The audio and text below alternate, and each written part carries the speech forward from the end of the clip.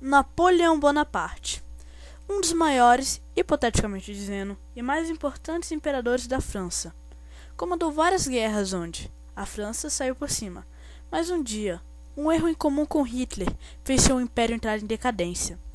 Mas vamos começar do começo. Acho uma história interessante e legal demais para começar do final. Napoleão tomou o poder da França com o golpe de estado do 18º Brumário em 1799 e concluiu a Revolução Francesa e acabou com o Diretório. E se tornou o governante mais bem-sucedido da França e ainda era um ótimo orador. Seu governo foi separado em 3 partes: o consulado, o império e o governo de 100 dias. Napoleão tinha uma forma de governo absolutista disfarçada de república, e isso foi durante o consulado, o que será explicado agora. O consulado caracterizou-se por recuperar a economia francesa e a reforma jurídica e administrativa. O consulado recebeu esse nome por causa dos 3 cônsules que chefiavam a França, onde o primeiro, que era Napoleão, comandava tudo de forma autoritária e os outros 2 cônsules eram peças decorativas.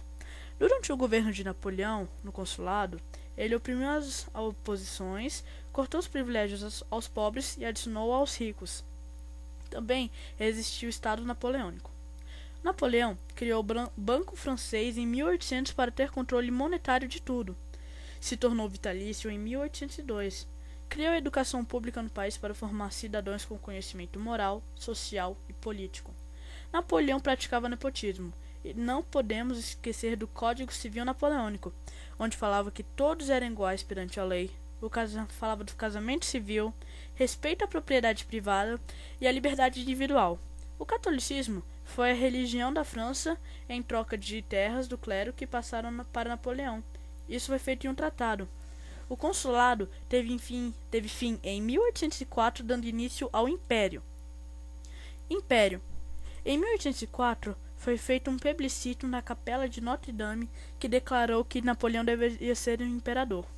E em 2 de dezembro foi oficializada a volta à monarquia com a subida de Napoleão ao trono. E Napoleão Bonaparte se tornou Napoleão Bonaparte I. Napoleão liderou várias guerras, tornando o exército francês o mais poderoso da Europa. Em 1805, a França tentou invadir a Inglaterra, mas sua invasão não funcionou, forçando Napoleão a procurar enfraquecer a Inglaterra de outras formas. Tanto que, em 1806, foi criado o bloqueio continental, com o propósito de enfraquecer a Inglaterra.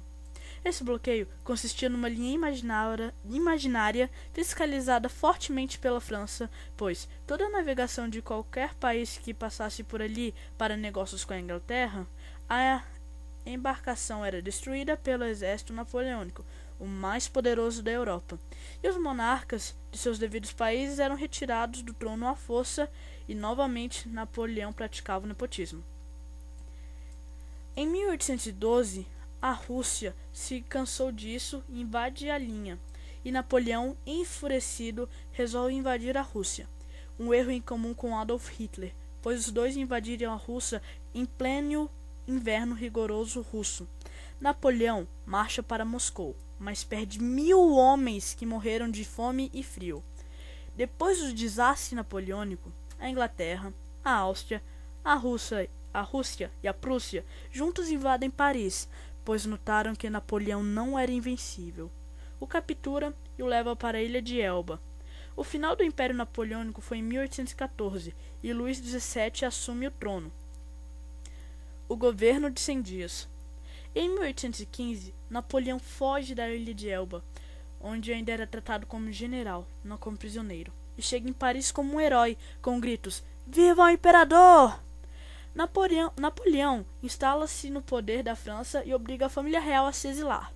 Porém, em 1815, a coligação política da Europa se reorganiza e retira definitivamente Napoleão do poder na Batalha de Waterloo. Napoleão é mandado para a ilha de Santa Helena, onde permaneceu até sua morte aos seus 55 anos. Muitos falam que ele foi envenenado, outros falam que ele sofria de dor de estômago, e nos seus retratos ele amenizava a dor pressionando um pâncreas. O Congresso de Viena foi feito entre 1º de outubro de 1814 e 9 de junho de 1815, para redesenhar o mapa europeu. Pegando o embalo do Congresso de Viena, Rússia, Prússia e Áustria confirmaram a Santa Aliança.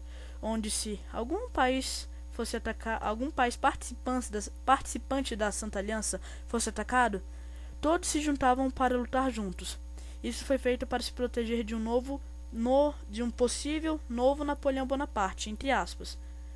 E esse trabalho foi feito com a voz de Hugo Sobral, e todos de nosso grupo deram sua participação com a edição, o roteiro e a direção do documentário. Obrigado por assistir.